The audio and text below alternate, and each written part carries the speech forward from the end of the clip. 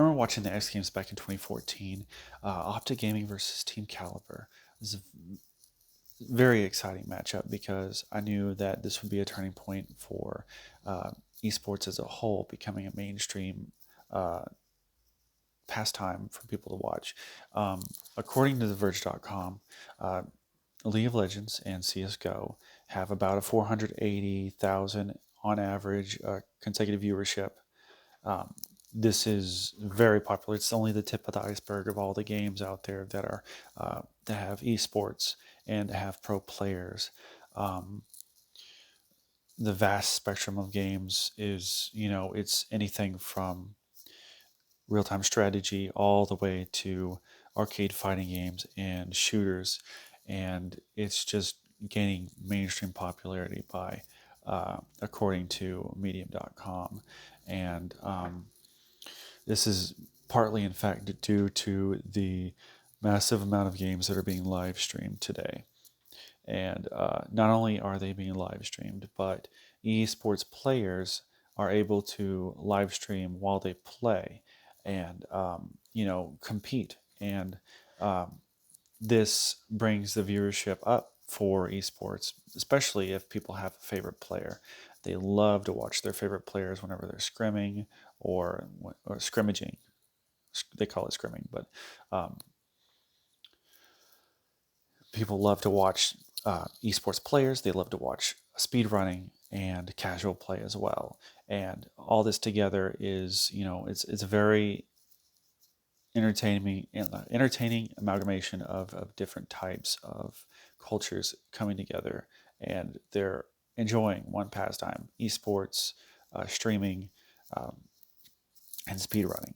Um, Generally, what streamers do is they have a chat and they'll be playing a game, and people will be spamming emotes like poggers or uh, Pepe hands or Pepe Pepe the Frog crying or whatever, depending on if the esport uh, player or the speedrunner messes up or has an accident and dies in the game or whatever. And sometimes they get roasted that way by their own community. It's all fun. It's hilarious, but they basically interact with the chat and they raise money for charities, or they raise money so that they can live themselves and help provide entertaining experience for people to watch daily. And this is why viewership is on the rise for twitch.tv and YouTube gaming.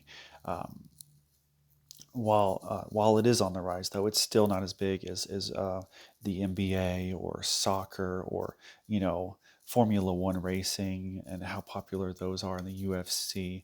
But there are players like Ninja who have he's like the top live streamer out there right now. He's like 98,000 concurrent viewers daily, and he live streams Fortnite or whatever else he wants to play, whether it be a casual game or something he is really competitive at and passionate about, and people just love watching that and subscribing to that and paying for that. And it's also streaming esports is also backed by celebrities like Drake, Michael Jordan, and uh, DJ Marshmello. Um, and This has brought about the rise of different cultures coming forward with new relations, and a new passion to enjoy together.